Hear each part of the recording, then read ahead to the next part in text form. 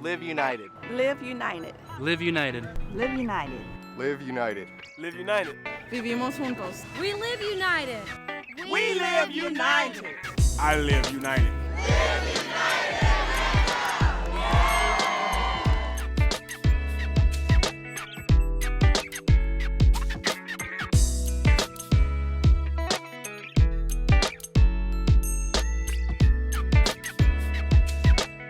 Welcome to Live United. I'm your host, Milton Little.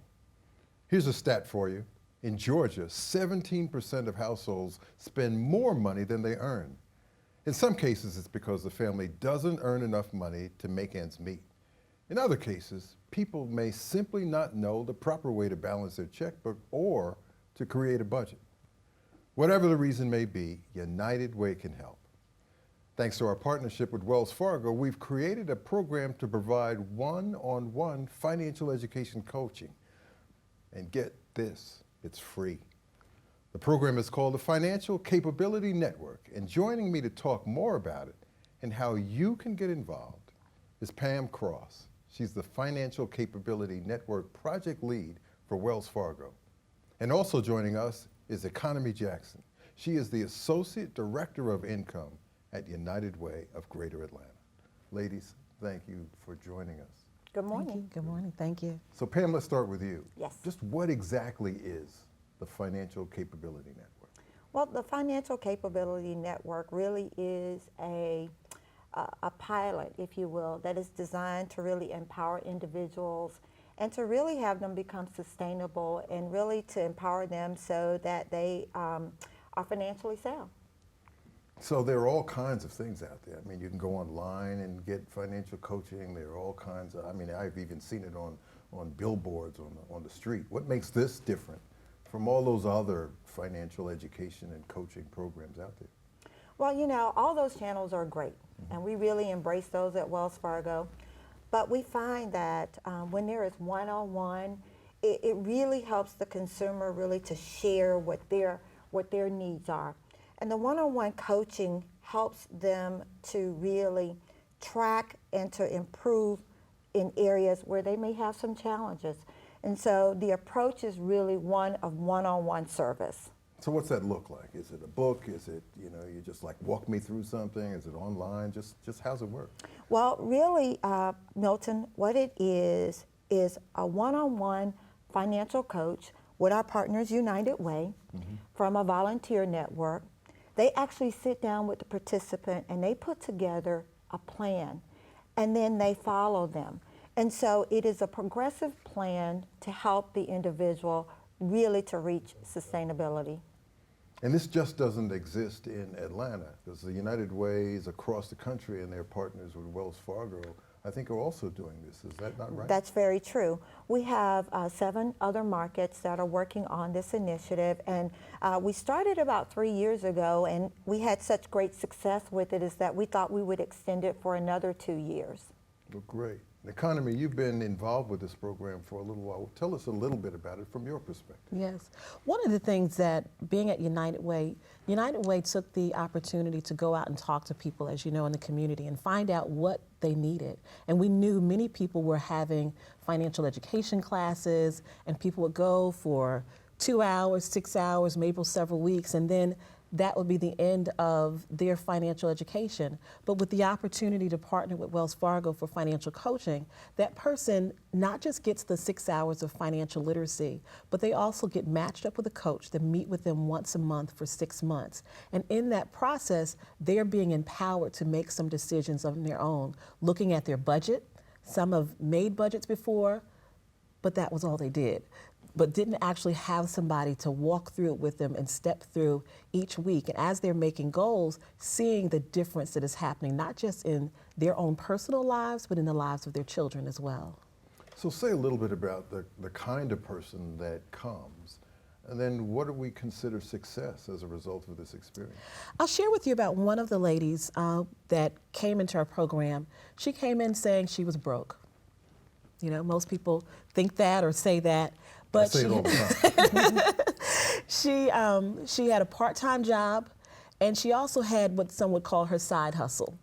And she was working those 2 jobs at the same time, but pretty much was struggling trying to make things connect. And so when she came into the program and she sat down with the coach, she actually saw she had a $1,200 surplus. Really? In what she was bringing in. Many people can't say there's a $1,200 surplus. But she was still broke. Right. Okay. And so what had happened, she was mother of 4 children, and so one in college, one about to go to college, 2 younger ones. And so as things were coming in, she was just passing money out. And when she sat down with the coach, she was able to see, based upon her expenses for her housing, her expenses for travel, food, there was really $1,200 that was just going. And so she sat with her kids and she said, we've got to bring this in. And she set a goal to save $300 a month because she wanted to be able to really move from the apartment into a home. At the end of the first month, she didn't save the $300, but as she went on, she began to save.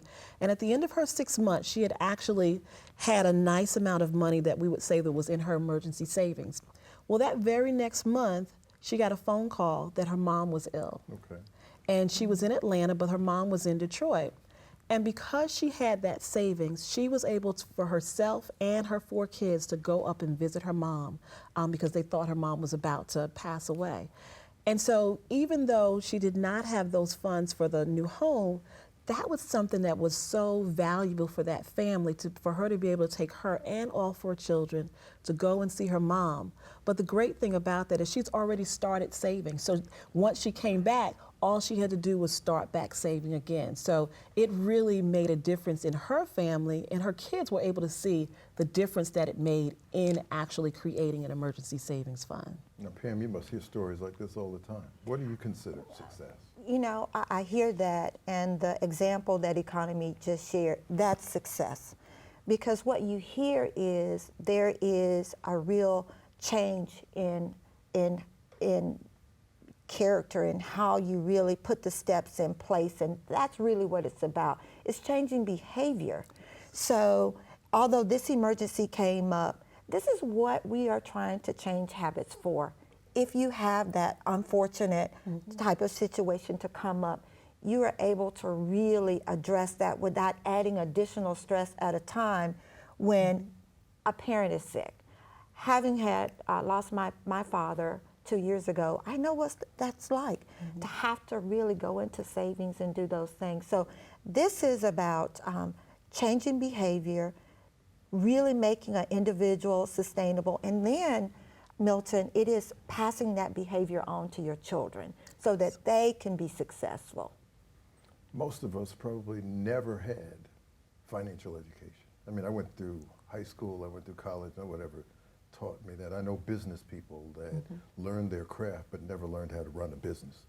And so you're doing something that folks probably have never been exposed to. Isn't that the case, Pam? And that's unfortunate, is that so many of us have gone through our adulthood and we have not mastered how to manage our finances. And so this program really is about inviting anyone who feels that they have this need. Because at the end of the day, we want every individual in our community to be successful. And the Financial Capability Network with our partners at United Way, they really help us to address a fundamental need in our communities. Are there any other stories of success that you can think of that are like this woman's you just described? Yes. In many cases, it's that first time when someone sits down with their budget and they get a chance to see where they're spending their money, what money is coming in. We had another young lady that went through the program, and her goal was to purchase a car. Okay. And so she began saving, and she went through the process of started taking her lunch to work. Okay.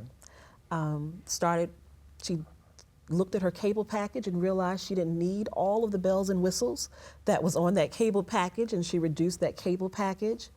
And this person was actually renting a car as opposed to in the process of purchasing. So she was paying the daily fee of renting a car every day because her car had broke down, and that was all she knew how to do at the point.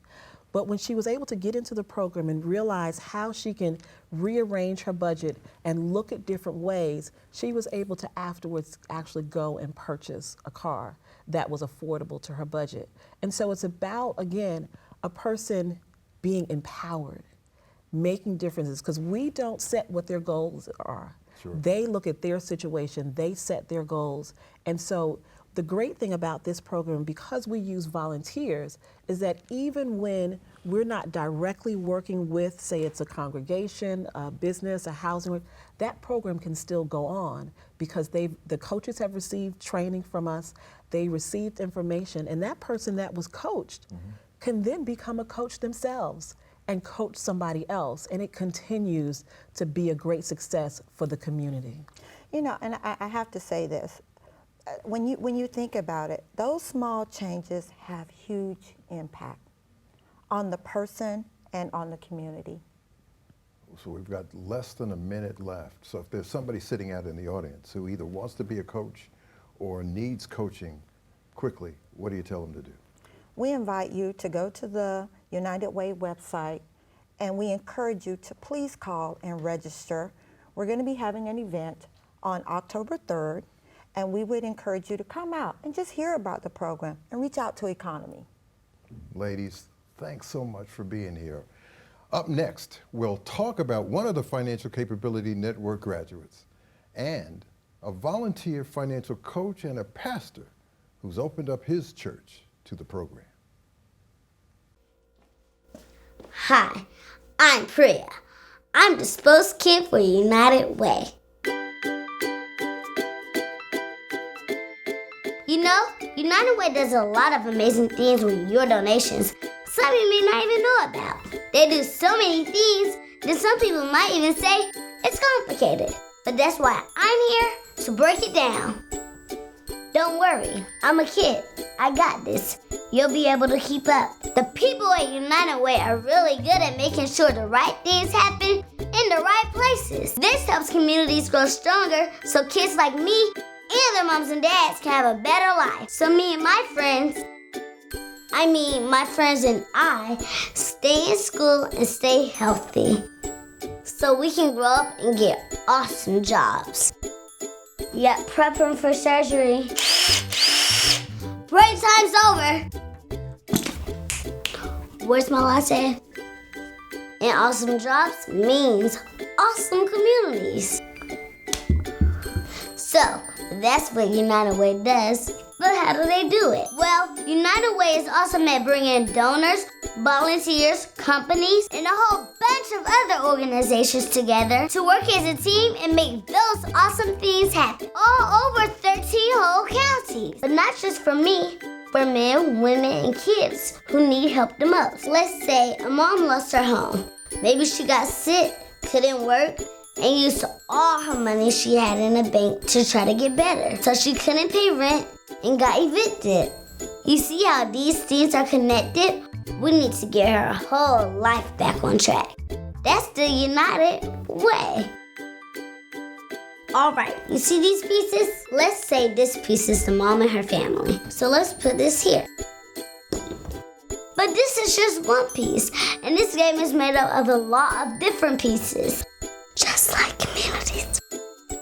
To turn this into a thriving community, it takes a lot of work. So United Way breaks up this work into 3 steps. First, they organize all the pieces, like donors, advocates, nonprofits, governments, and volunteers. Second, United Way connects all the pieces together.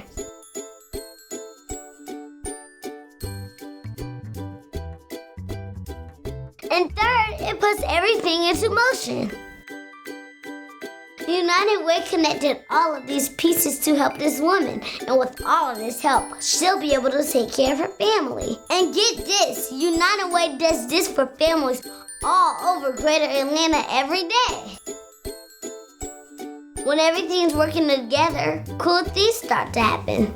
I mean, it's pretty awesome. You know what else is awesome? Helping one person in your community ends up helping everyone. When someone gets a job, they can pay rent and buy groceries. That helps local businesses. She can also pay taxes. Those help pay for streets and schools and stuff. It goes on and on. It's all connected. And don't forget, kids are a big part of the connection too. When we're doing well, the whole community is doing well. And when the community is doing well, life is pretty awesome. Okay, now you know what United Way is all about. That wasn't so hard, was it? Neither is helping out, and there are 3 really easy ways to do it. Number 1, dig in your pockets. Number 2, tell your friends. Number 3, roll up your sleeves and volunteer in your community. Join our team and we'll put together one heck of a good-looking community.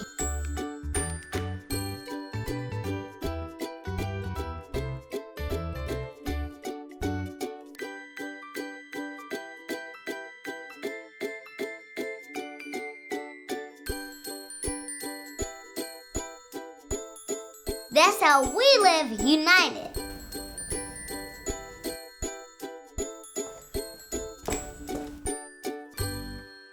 Cut, that's a wrap. Everyone go home.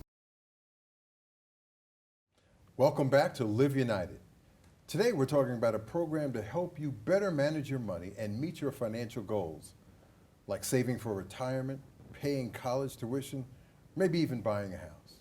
It's called Making Wages Work, and it's part of the Financial Capability Network, which is a partnership between Wells Fargo and United Way. Joining me now is Yolanda Thomas Lester, a graduate of the program, Gene Cummings, a volunteer financial coach, and the Reverend James Talton, pastor of New Westside Baptist Church. He hosts several financial education classes at his church. Thank you all for joining us. Thank you. Yolanda, we'll start with you. Everybody's busy. We all have busy lives. Why did you take the time to go through a financial education program? Well, it's important for me to know where my money is going, what I was doing with my money. So I have been thinking about, just bettering my finances and what I was doing with my finances. And it just I kind of fell into the program, just happened to be somewhere and learned about it. And I was like, okay, this might actually work for me to help me better my finances because I want to purchase a home and I want to improve my retirement. So you're a young woman to be thinking about retirement, don't you think?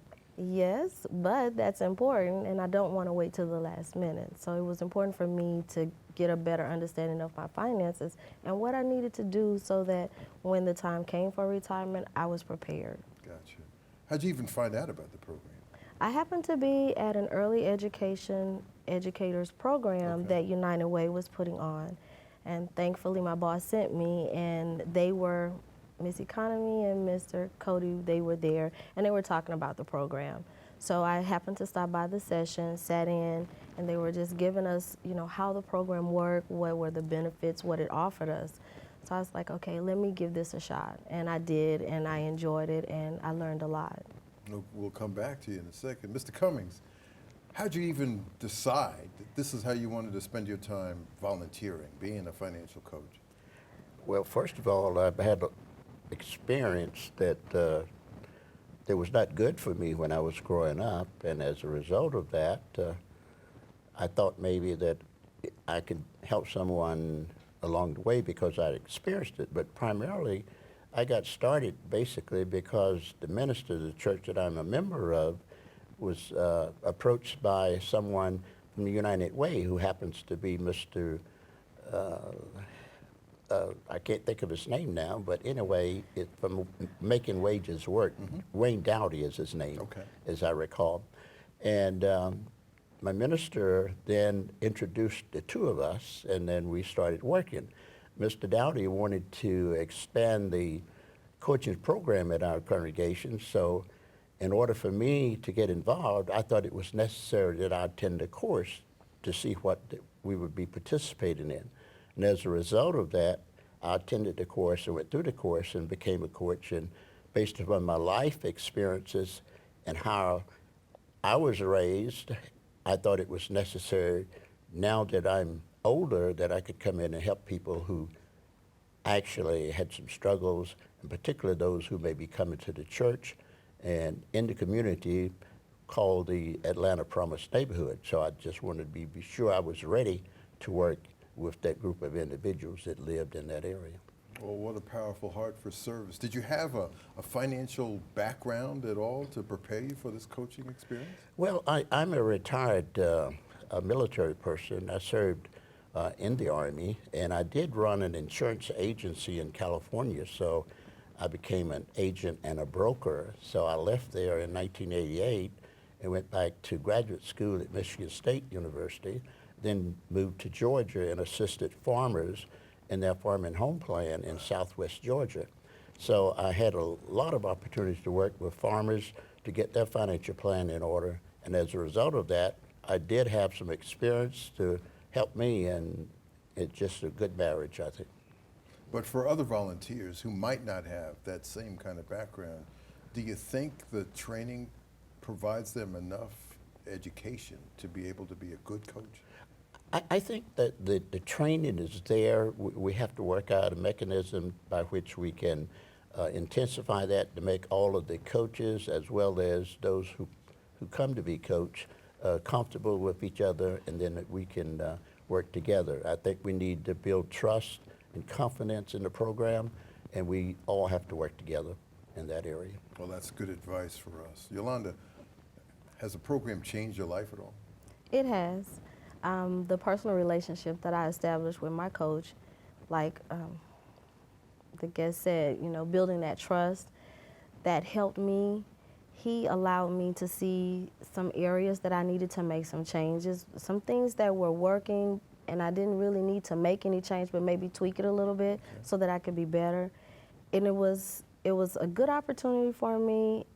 I not only learned a lot from my coach, but what I also learned allowed me to pay it forward and help some of my friends who were also going through financial struggles. And I was able to share what I learned and let them know, hey, we can do it together. So even though I haven't gone through the coaching program yet to become a coach, and that is one of my goals, but what I've learned through the coaching sessions has allowed me to help others. So it was well worth it for me.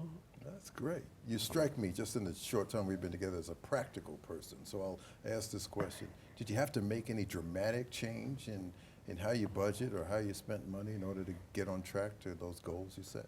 Honestly, I didn't, because prior to starting the coaching session, I had started just doing little things and making practical changes. Because it was prevalent so heavily on my mind to make changes financially, I kind of started working on it before I actually went through the program. So by the time I did get with my coach, the only thing we did was just tweak some areas. But yes, I am practical. I do work very hard to stick to my budget. I do use my coupons. And I honestly thought about some of the things that my coaches said at the time. You know, how does this benefit me? And if it's something I wanted to do, is this necessary, or is this just something that I want to do? Is it really a need? So that helped me out a lot, and it did make some great changes for me. I hope you're still letting yourself have a little fun. Yes, I am. Okay. Yes, I am. Just want to make sure. Now, Reverend Talton, you've got experience and education, at least in international economic development from Beulah University. You know, what's that meant to you as you've thought about how this is an important part of what you offer the congregation? Well, it's helped a great deal in seeing the program with the United Way and Live United. It allowed me to be able to see sort of dreams that I envisioned while I was in school to actually come to pass, to be able to see community residents work together and be able to see a program that actually supports them and meets them where they are. You know, as clergy, that's one of the things that we always look for. We look for things that can meet our members where they are, and not just our members, but, you know, future members and just residents of society in general. You want to be able to see them to be able to operate at their best. And so when you see programs that will really help them, and then, as you mentioned, going to Beulah Heights University, I was able to study a lot, and, you know, reading all the books and getting all the education really helped. It really helped to make things go smoothly. Yeah. So say a little bit more about why you think this is important for churches to get involved. It's important for churches, first of all, because in certain areas, as it relates to church, stewardship is not really spoken about a whole lot. It's usually that creature or what have you that you would push in the corner or what have you. You say you might not want to touch it because it's so personal or what have you. But then we find a lot of times that our members actually are struggling in finances. A lot of them make the money or what have you, but have problems budgeting. And so a program like this actually helps, you know, to, regardless of what your income level actually honestly is, it really help you really prioritize and look at your finances, look at budgeting in order to be able to meet future goals. Gotcha. So we've got time for one last question for each of you, and it's the same question. So I'll start with you, Mr. Cummings. Somebody sitting out in the audience watching this show, sitting on the fence, what do you tell them to get them off the fence and into the program?